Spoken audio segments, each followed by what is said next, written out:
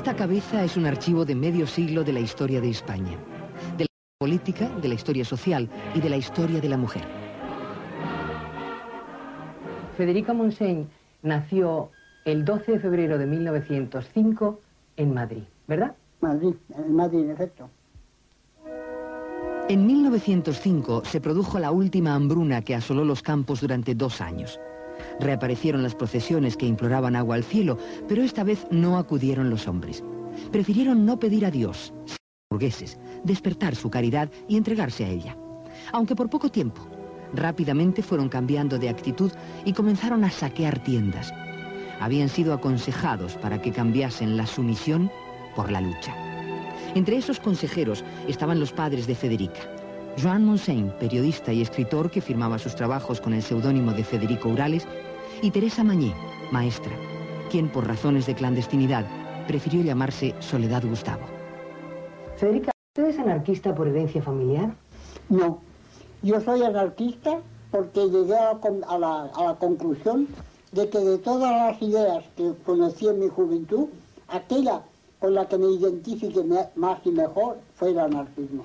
De todas maneras, sus primeros recuerdos infantiles están relacionados con las luchas y los conflictos de su padre, de sus padres, que siempre se ponían del lado de los que estaban más desprotegidos, ¿no? Mi padre tuvo el valor de atacar a Arturo Soria acusándole de estafar a los desgraciados viejos que ponían sus ahorros en sus manos para que les hiciera una casita.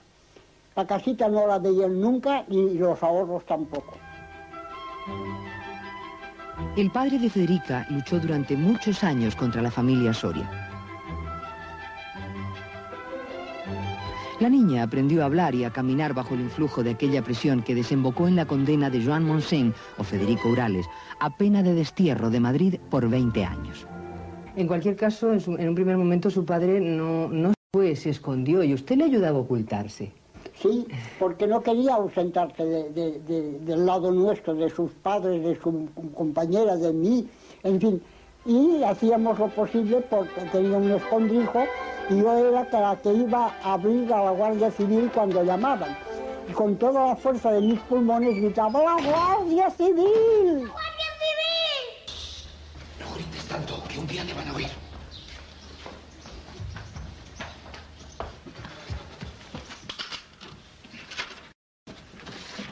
¿Recuerdas bien lo que les tienes que decir? Sí. ¡Abran la puerta!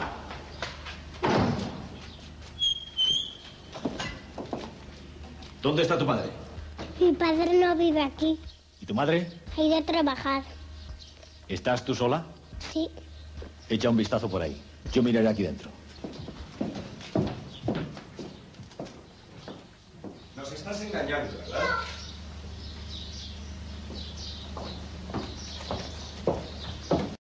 El pájaro ha volado.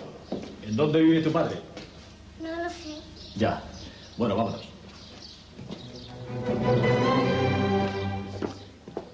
¿Qué opinión tenía en ese momento de la justicia?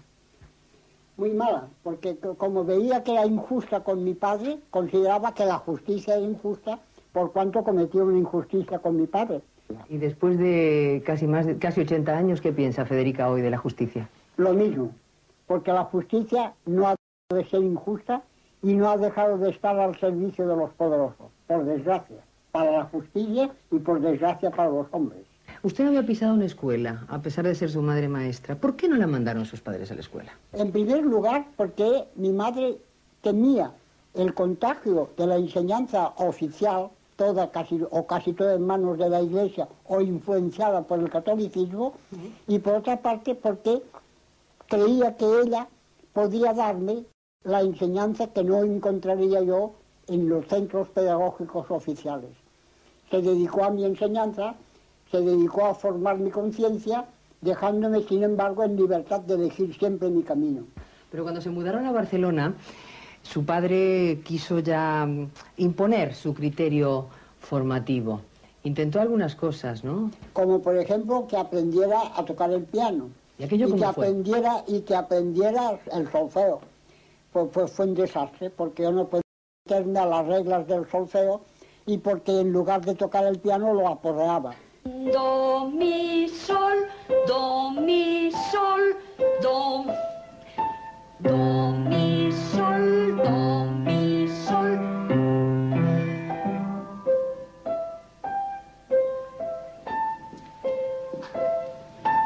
Mire usted, señor Urales, es imposible. ¿Y tal vez más adelante? No conseguiremos nada. Es muy inteligente, pero no está dotada para la música. Por otra parte, tampoco es que ponga mucho interés. Señor Urales, no pierda el tiempo con esta criatura. Pues esta criatura estaba en otra cosa. Claro. Le gustaba... Esa es la realidad que estaba en otra cosa. Le gustaba hacer discursos, ¿verdad? Sí. ¿A quién le hacía discursos, Federica? A mi abuela y a mi perrita Keki, que eran mis únicos auditores. Cuando tenía 11 o 12 años más o menos, que vivían en el Guinardó, vivió una época bastante curiosa. Eran los primeros tiempos de la Primera Guerra Mundial. Sí, recuerdo, por ejemplo, que yo iba a comprar A la Carmeta. a casa de la Carmeta una mujer que vendía legumbres. Y allí se reunían muchas mujeres que estaban muy interesadas por los resultados de la contienda, pero que no sabían leer.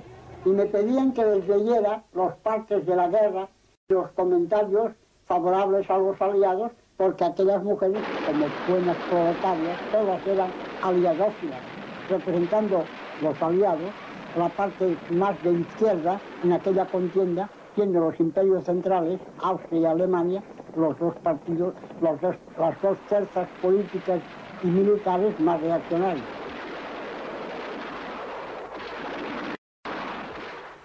Esta condición de aliadófila que Federica compartía con su padre, Federico Urales, fue muy mal vista por algunos sectores revolucionarios del momento, como consta en este libro de Ángel María de Lera. Este hombre, Ángel Pestaña, número 2 de la CNT en aquella época, alrededor de 1917, fue quien llevó indirectamente a Federica Montseny a consolidar unos ideales que no abandonaría jamás. La sustitución del Estado por un principio de mutua ayuda o cooperación entre los individuos. Curiosamente, Pestaña sí abandonaría esos ideales en 1933, cuando se apartó de la CNT para crear el Partido Sindicalista, que luego fracasó. Sí, pero el Partido Sindicalista nació muerto ya. No tuvo ninguna influencia, ninguna fuerza, y Pestaña, recuerdo haberme dicho él mismo, el más gran error que he cometido ha sido abandonar la CNT y creer que se podía crear un partido sindicalista. Su primer contacto con Ángel Pestaña, usted lo recuerda, usted tenía solo 12 o 13 años, no directamente con él, sino ¿cuándo lo conoció a Pestaña usted? A Pestaña lo conocí en el año 17, en un mitin, ¿no? Asistiendo a un mitin en el que él hablaba. Pero luego fue él el que tenía yo entonces 17 años, sí, me invitó a colaborar en Soli y me lanzó, por así decirlo, en las lides literarias a causa de esa colaboración y de mis escritos en Solidaridad Obrera. Y a usted le impresionó bastante Pestaña en ese momento. Sí. Y no solo eso, sino otras cosas le impresionaron, que ocurrían con las mujeres. La gran manifestación de mujeres que hubo en la Plaza de Cataluña, en donde se reunieron centenares de miles de mujeres pidiendo el abaratamiento de las subsistencias, que fue la primera manifestación masiva de una conciencia femenina dirigida ya a obtener ventajas de carácter social y político. En 1919 se celebró en Madrid un congreso de la CNT que decidió ir hacia el comunismo libertario. Pero en Barcelona, esa decisión, como cualquier otra manifestación política, tenía que pasar por el filtro de Arlegui y Anido. El general Arlegui, jefe superior de policía durante el gobierno de Eduardo Dato, fue el introductor de la ley de fugas como sistema de eliminación de prisioneros políticos. Y Severiano Martínez Anido, gobernador civil de la provincia, inspirador del pistolerismo oficial en Barcelona.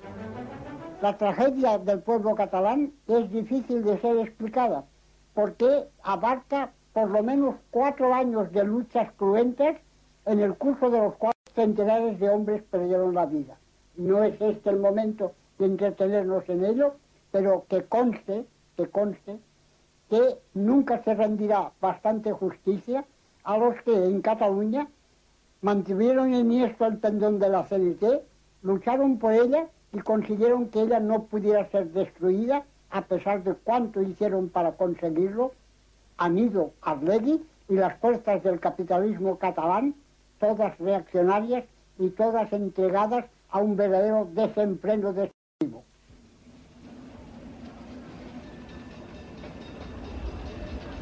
La lucha entre patronal y sindicatos desembocaba en crímenes que el fervor partidista de unos y de otros permitía llamar ejecuciones.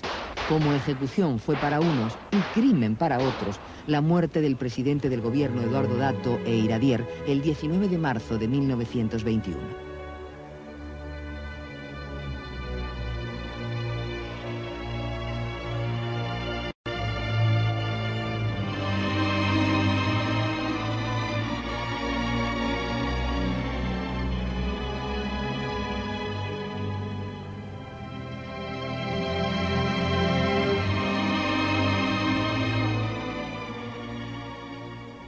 En este ambiente de extremada violencia, Federica Montseny, que tenía 16 años, se integra definitivamente a la lucha por todas estas razones que hemos venido contando. Su padre en ese momento había abandonado, había dejado, se había retirado de la lucha activa. Pero, ¿qué ocurrió cuando usted se integró al trabajo ideológico, Federica? Pues lo que ocurrió fue que con mi padre, que cuando mi padre vio que yo me integraba a la lucha, que ya era víctima de un primer registro de la policía, que empezaban las persecuciones contra mí, publicó un famoso artículo titulado Vuelta a la lucha y volvió a integrarse a la lucha activa con el prestigio que le daban sus años de periodista, redactor del Liberal, director de la Revista Blanca y que en suma representaba un valor a los ojos de las propias autoridades de Cataluña y del resto de España.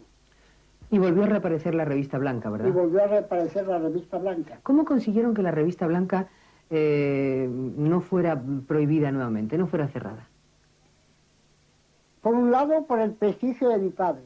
Por otro lado, por las simpatías que lograba despertar incluso entre los militares que se ocupaban de la censura. Recuerdo que había un capitán, el capitán Porras, que le daba el sello de la censura a mi padre y decía: usted mismo lea las páginas y las sella usted si le parecen que no me van a traer ninguna responsabilidad. Es decir, era un periodo muy curioso, en el curso del cual hasta los propios militares tuvieron gestos de simpatía e incluso casi de adhesión a nuestras ideas, no solo en Cataluña, sino, como se vio más tarde, en Jaca y en otras localidades españolas. ¿Cómo terminó, Federica, el despotismo de Anido y Arlegui? Con la destitución, Anido y Arlegui habían cometido muchos crímenes, pero hubo un juez que tomó declaración a un preso y que a través de las declaraciones de ese preso, que murió después de haberlas formulado, telefonó a Sánchez Guerra y le dijo: yo no puedo hacerme cómplice de los crímenes que se están cometiendo en Barcelona. He asistido a los últimos momentos de un hombre asesinado, injustamente muerto, porque era inocente incluso de aquello por lo cual se pretendía justiciarle. Sánchez Guerra fue tan impresionado por lo que le decía desde Barcelona este juez, llamado Seguí, entre paréntesis, que destituyó a Anido y Arlegui y terminó el periodo de terror negro que había vivido Cataluña. Poco tiempo después vino la dictadura de Miguel Primo de Rivera y Orbaneja, que es de Estella.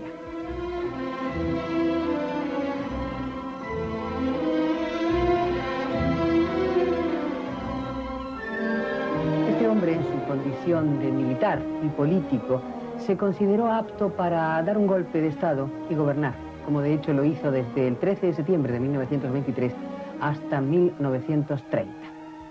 ¿La dictadura de Primo de Rivera fue tan dura como el periodo anterior?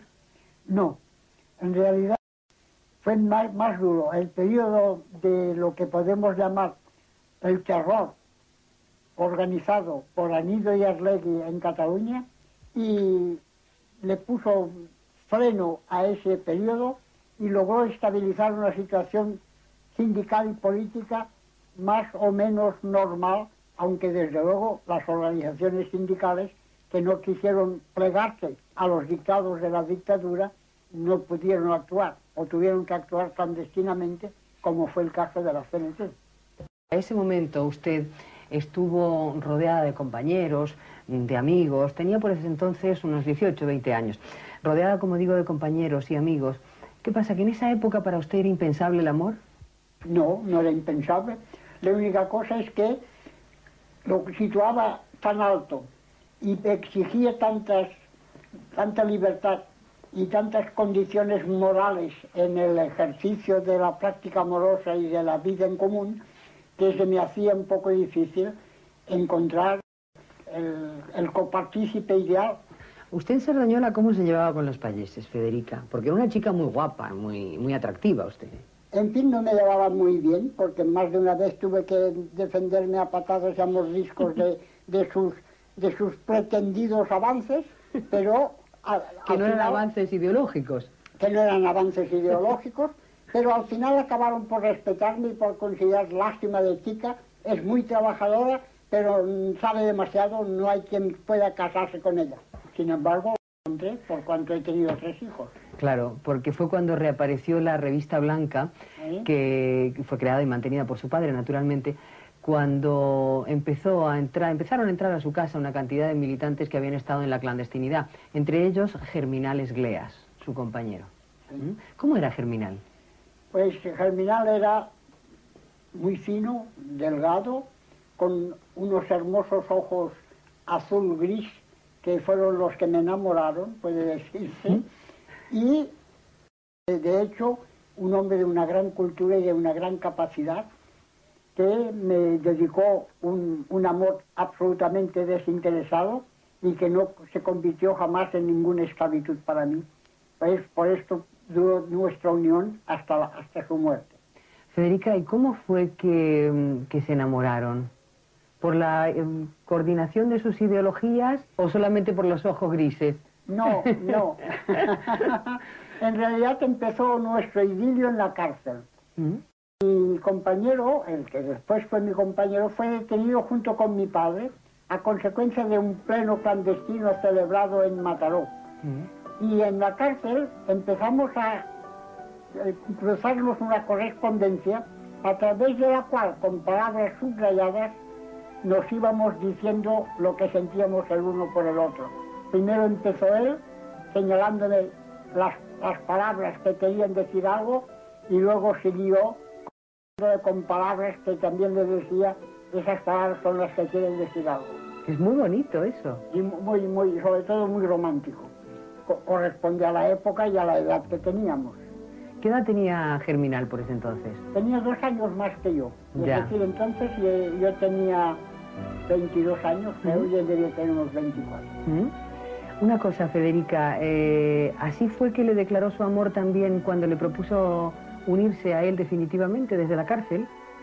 En efecto, así fue, con palabras subrayadas y que se sacaban de las páginas de un libro. Y cuando él fue puesto en libertad, se unieron. ¿Cómo fue aquella boda, entre comillas?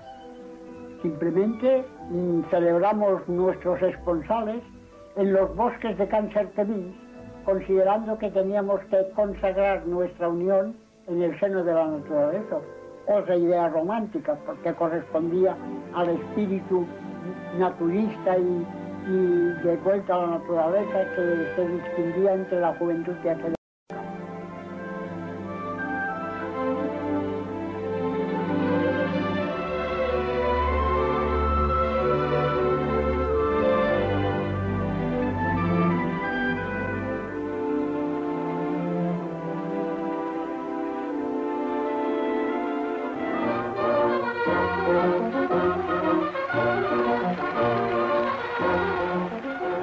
El 14 de abril de 1931 se proclamó la República.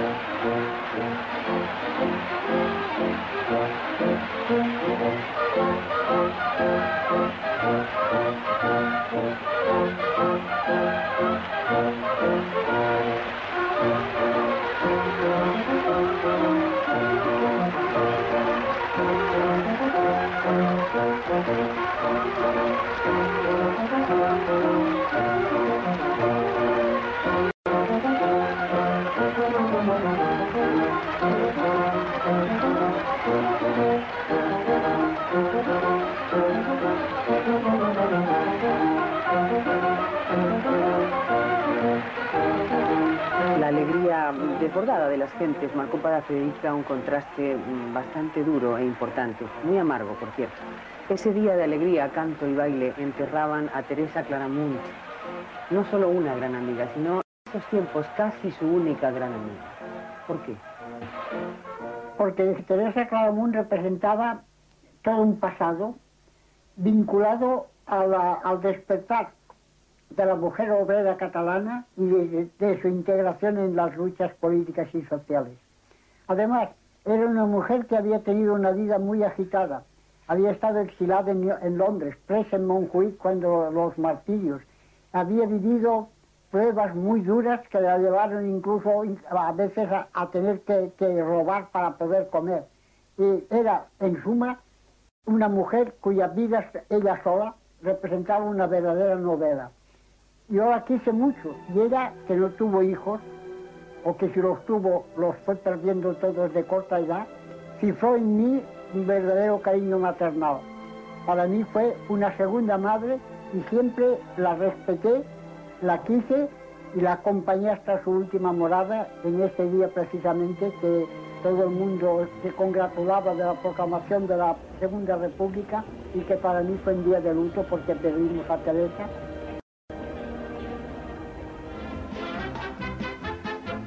Usted, Federica, no tenía amigas de su edad. ¿Por qué no tenía relación con las chicas, las jóvenes de su edad? Porque las jóvenes de mi edad eran tan frívolas, estaban entregadas de tal manera a preocuparse solo de trapos y de bailes y de festejos, que no encontraba en ellas ningún eco ni ninguna compañía.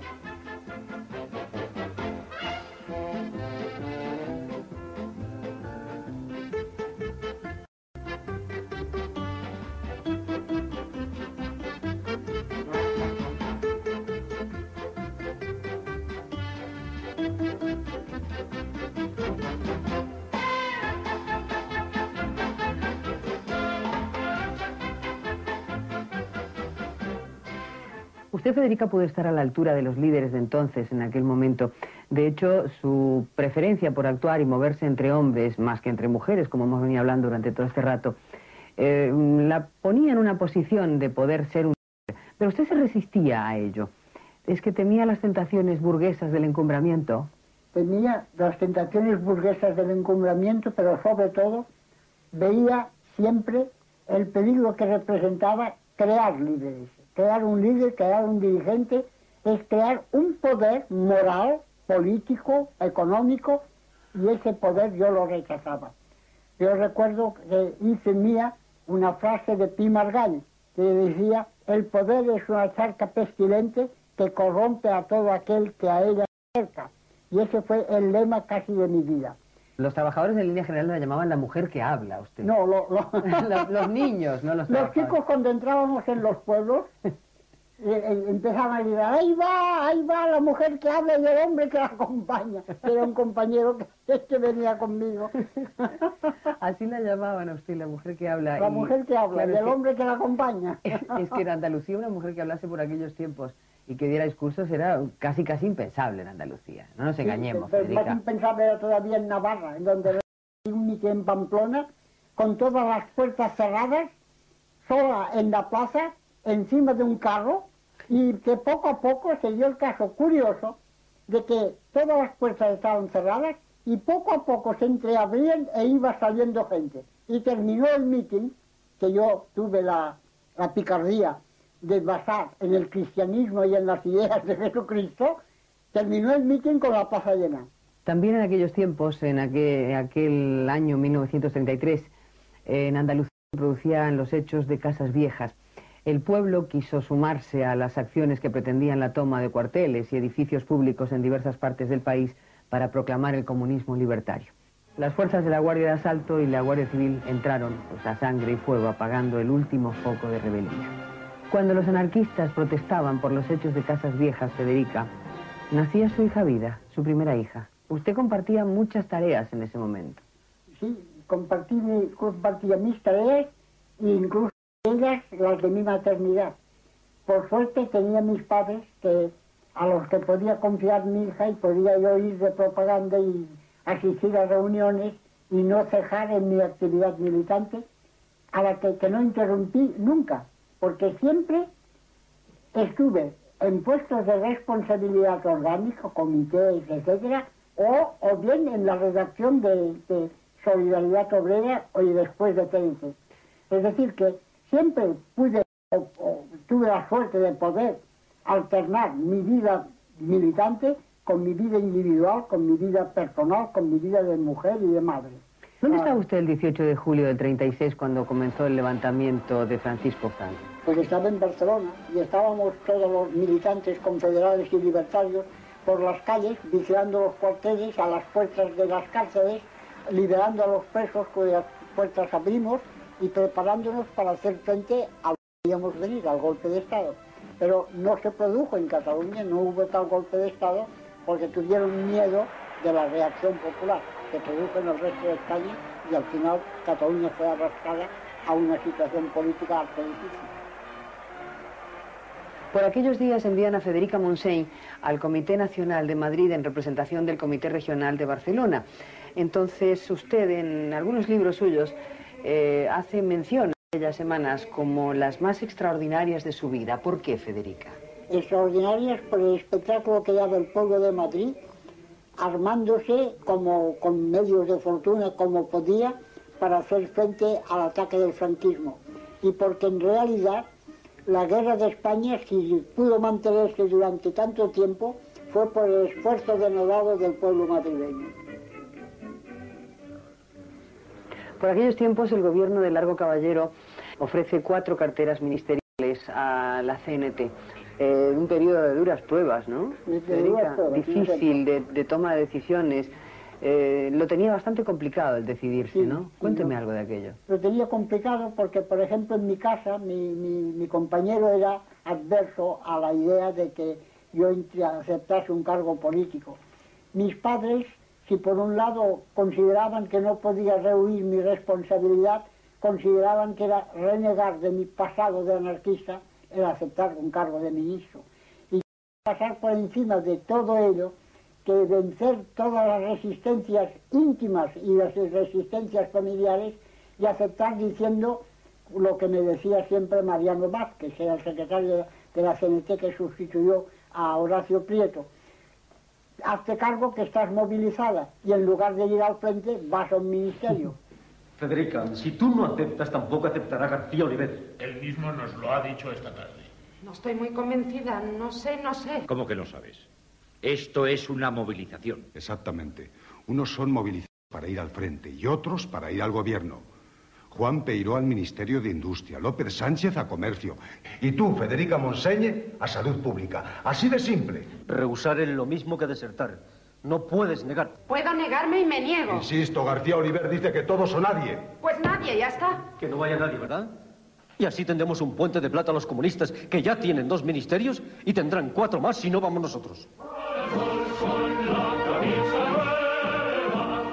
El Consejo de Ministros, celebrado el 19 de noviembre de 1936, recibe la notificación de la condena a muerte de José Antonio Primo de Rivera y Sáenz de Heredia, abogado y fundador de la Falange Española. ¿Usted recuerda lo que dijo Largo Caballero, Federica? Sí.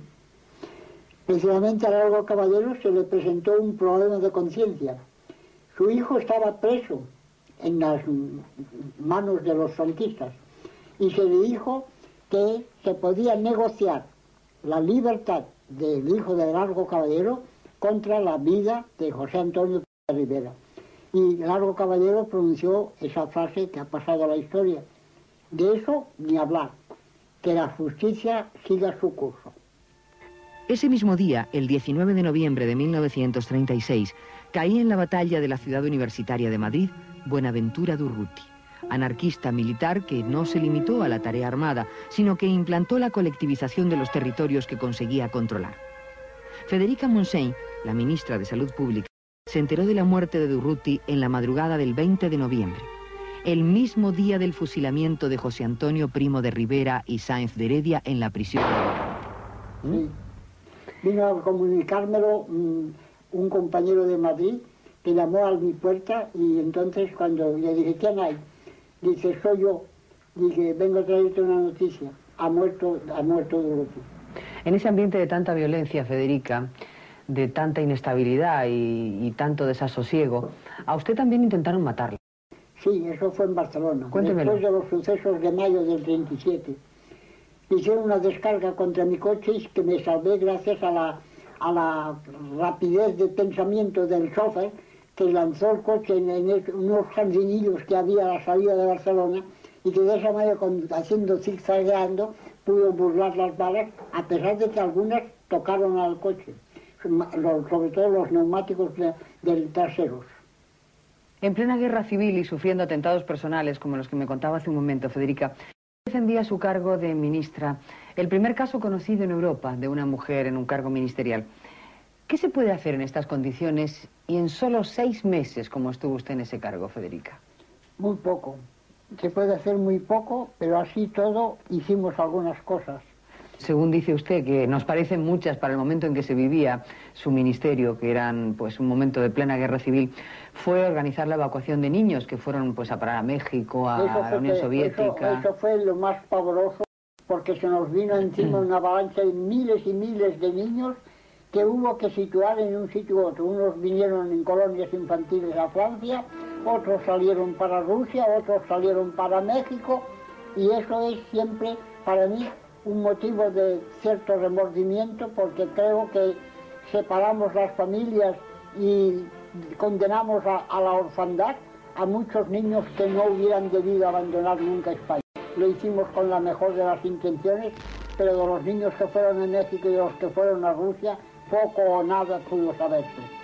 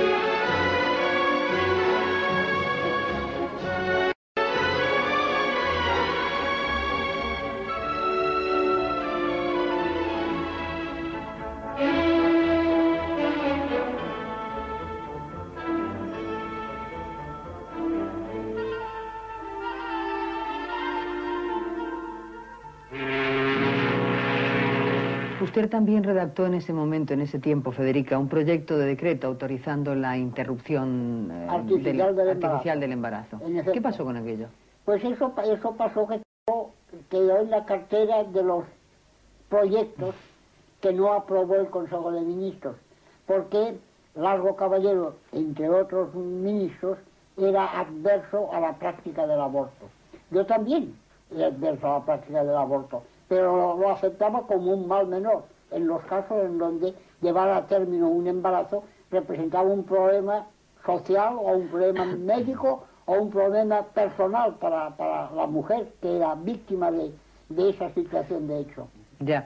¿Y cómo considera usted la ley del aborto que hay en España? Muy limitada. Considero que no abarca todos los aspectos múltiples que tiene que plantea este problema. Yo, le digo francamente, no soy partidaria del aborto. Soy partidaria de las precauciones que hay que tomar para no quedar embarazada. Pero el aborto es siempre un comienzo de mutilación para la mujer. Pero Hay casos en que hay que recurrir al aborto porque no hay otra solución, incluso en embarazos no deseados, o en casos en que el feto, en fin, el embrión puede representar un ser anormal, un ser que no, que vale más que no viva, que no nazca. Dar facilidades ¿Qué a las eran los mujeres. liberatorios de prostitución, Federica? Eran casas en las que podían residir y acogerse las mujeres que renunciaban a ejercer su oficio, digámoslo así, de prostitutas. Y los llamábamos liberatorios de prostitución. A ellos se acogieron bastantes mujeres, con la particularidad siguiente, de que esas mujeres que se acogieron a los liberatorios no volvieron a ejercer la prostitución. Aprendieron oficios y trabajaron a partir de aquel momento. Es decir, que esa experiencia, a mi entender, fue positiva y demostró que muchas mujeres eran prostitutas porque no tenían otro medio con que ganarse la vida. Federica, durante aquellos años de la Guerra Civil, durante ese primer tiempo de la Guerra Civil, usted hizo un viaje rápido a Suiza y a París. ¿Cuál fue su impresión de cómo entendían lo que estaba ocurriendo, lo que estaban viviendo los españoles por aquellos países, en Suiza sobre todo? En Suiza sobre todo mi impresión fue desastrosa, porque no se daban cuenta, no tenían conciencia de lo que ocurría en España. No pensaban más que en enviarnos botes de leche de conserva y comida, cuando nosotros lo que pedíamos era solidaridad internacional, eran armas para poder combatir al enemigo, y era en una palabra que se nos ayudase a vencer al franquismo, al que no se podía pues con botes de leche condensada. Eso es lo que me desoló y me hizo volver a España completamente decepcionada. Usted en aquel momento repartía su tiempo entre Madrid y Valencia, que era donde estaba el gobierno en ese momento. Y después Barcelona. ¿Su familia estaba en Barcelona en aquel momento? Mi familia sí. Es que no veía a sus hijos y a su compañero Germinal. Fue un periodo durante el cual se hacía abstracción de la vida personal para vivir la vida que imponían los acontecimientos. Ya. Usted durante esta gestión de ministro o ministra, ¿cómo prefiere que le diga? Es igual. Durante la guerra civil, trató a muchas personalidades que vinieron a España. Bueno, algunas de esas personalidades vinieron pues a aportar su colaboración, su simpatía y tal, pero muchos otros vinieron de alguna manera a vivir una pequeña aventura. Sí. ¿Recuerda algunas gentes de estas?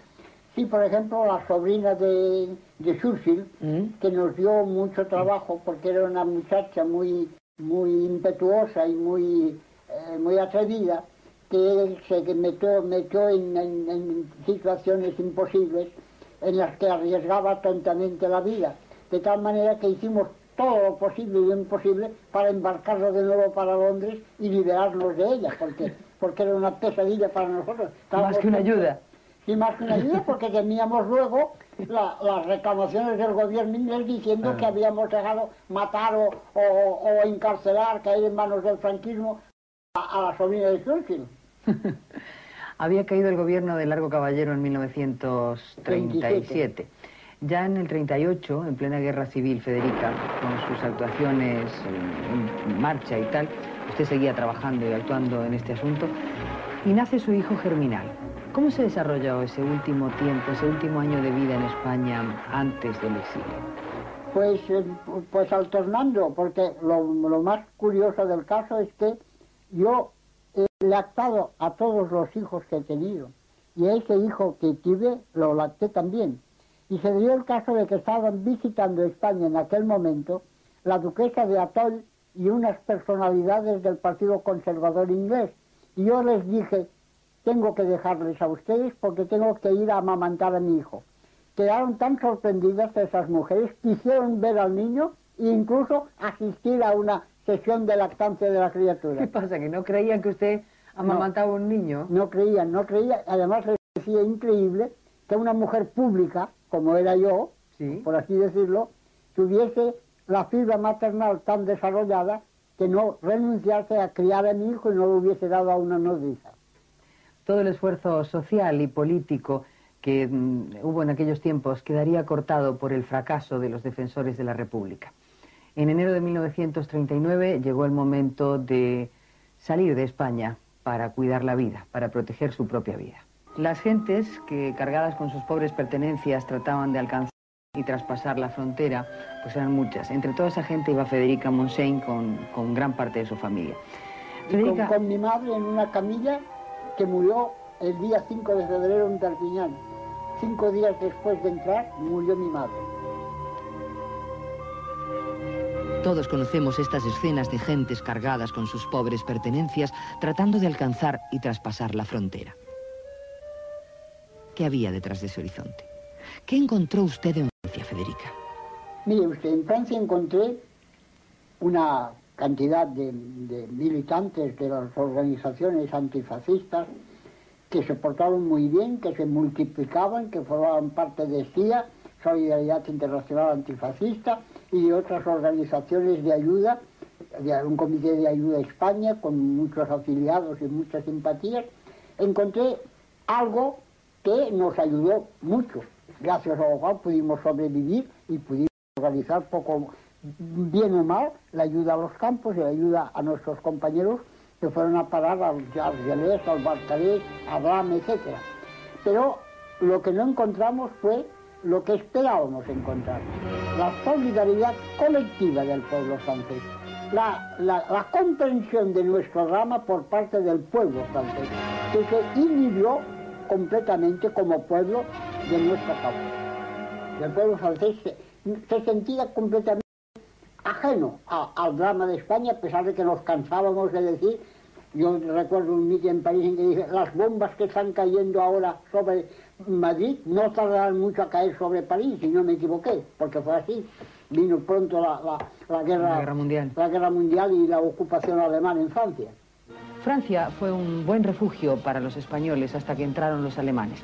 En la mañana del 14 de junio de 1940, el 18º ejército alemán entró en París en medio de un absoluto silencio. Y allí, claro, empezó un nuevo calvario. Como usted bien dice, Federica, si cada refugiado español narrase simplemente lo que ha vivido, en esos momentos se levantaría el más extraordinario y conmovedor de los monumentos, ¿verdad? Verdad, sí. Yo quiero hacer una aclaración de todas maneras. Dígame. Y la aclaración es que, en realidad, Francia no fue nunca un refugio para los españoles emigrados, refugiados. Francia nos acogió porque no tuvo más remedio que acogernos, pero no como esperábamos ser acogidos en Francia por un pueblo que tenía que sentirse solidario de nosotros.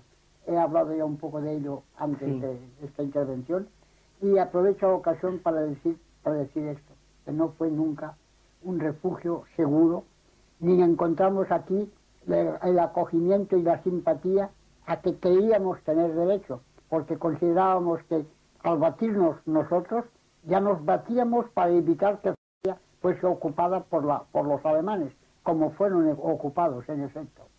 En los primeros tiempos en que usted estuvo, Federica, aquí en Francia, incluso el gobierno francés llegó a llamarla a usted para que le diera nombres de gente que pudiera colaborar con ellos, dinamiteros y demás. Sí. Usted le molestó mucho eso, ¿verdad? A mí me llamó nada menos que el que era el subsecretario de Defensa en la época, no recuerdo en este momento el nombre, para pedirme los nombres de los dinamiteros de Asturias, porque necesitaban dinamiteros para utilizar el procedimiento que se utilizó durante nuestra guerra de lanzar las bombas de mano contra el enemigo. Y entonces yo les dije, los dinamiteros de Asturias, pregunta usted dónde están. Los tienen ustedes ahí, en todos los campos, tirados en la arena. ¿Qué quiere usted que les dé yo? ¿Nombres para que los manden a morir después de dejarlos morir de hambre y de frío en las playas francesas? No tengo por qué darles ningún nombre. Busquen ustedes y miren si encuentran voluntarios para ese combate.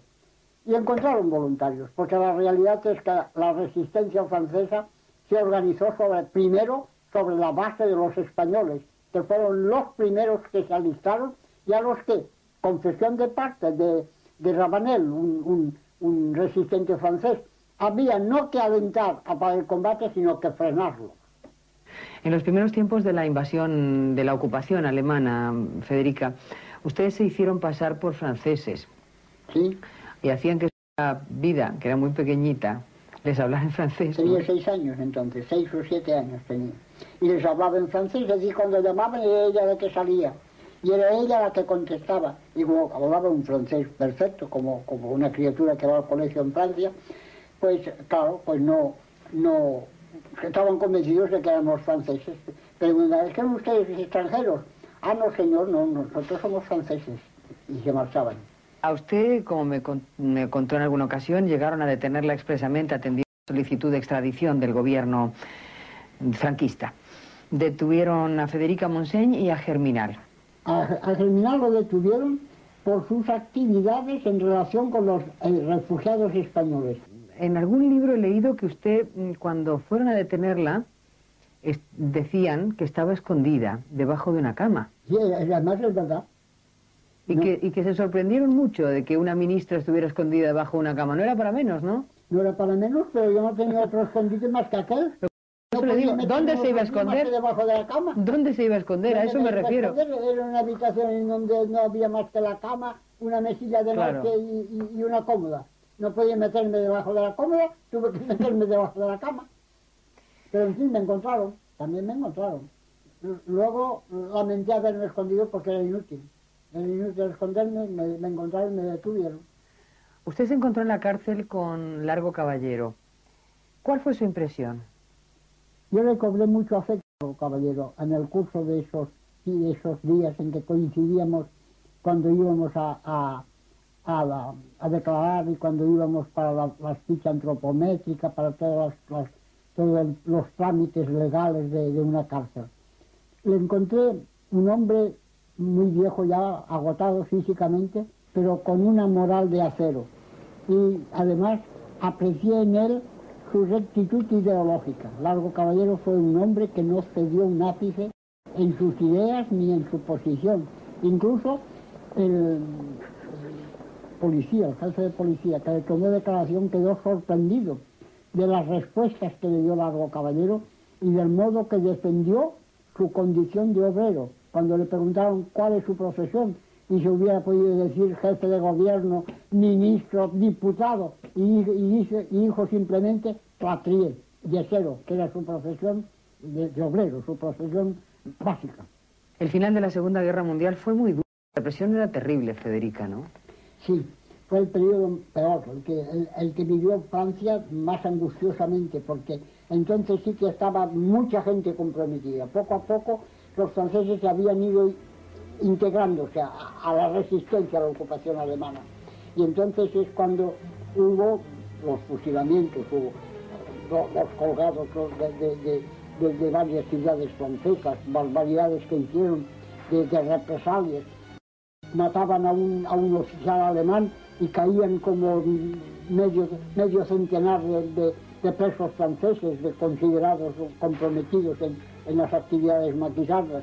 En fin, fue un periodo muy duro para todos, y particularmente para los españoles, porque con el carácter nuestro no nos quedábamos en casa, actuábamos de una manera o de otra, clandestinamente o como fuese, actuábamos, y caíamos, pues muchos cayeron por su actuación y por su coraje.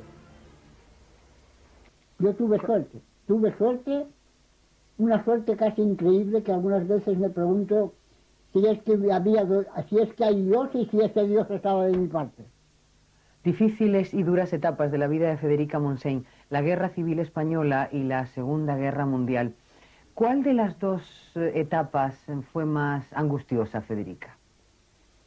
Puedo decir que la segunda fue la más angustiosa, porque en España, pese a todos los peligros que uno tiene que arrostrar, a las dificultades, a las luchas intestinas con los otros sectores antifascistas, pese a todo, estábamos en nuestra casa y el combate era franco y abierto. Pero aquí en Francia nos encontrábamos desarmados, inermes, como un pueblo indiferente y con unas minorías que estaban tanto más perseguidas que nosotros.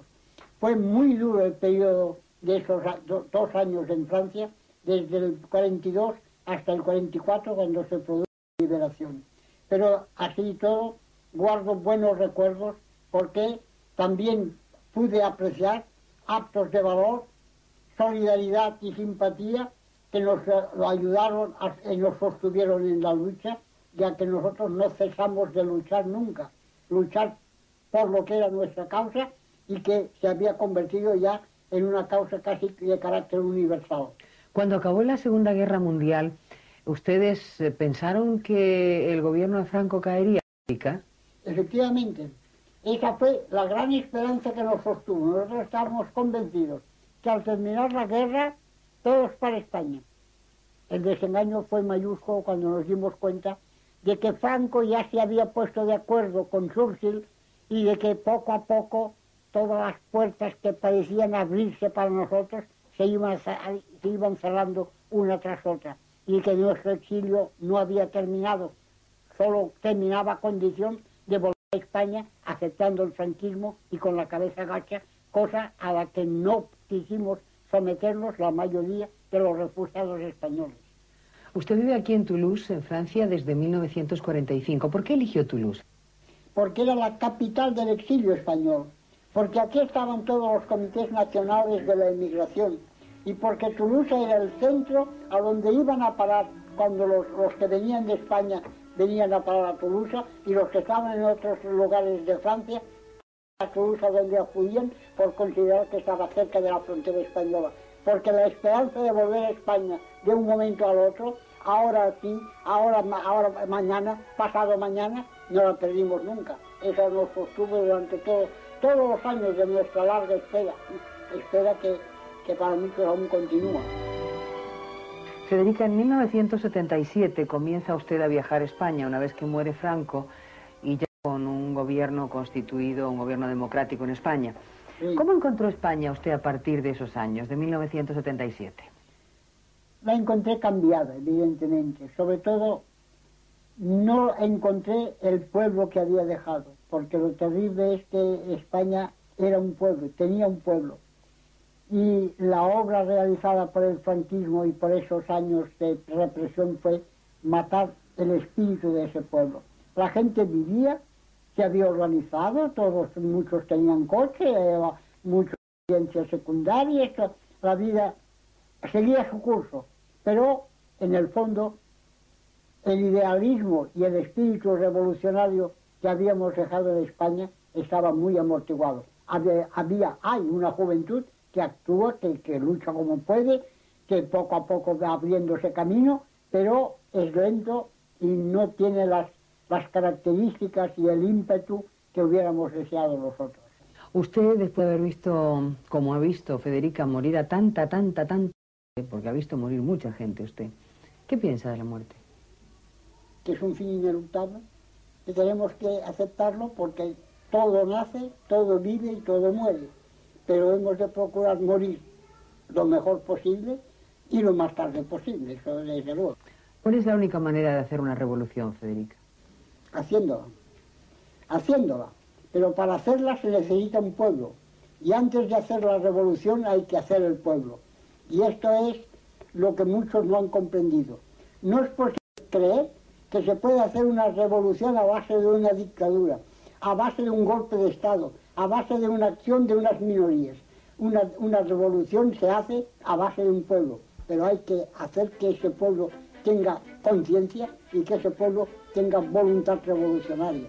Y para ello hay que trabajar incesantemente, incansablemente, sin pérdida de tiempo ni pérdida de tiempo.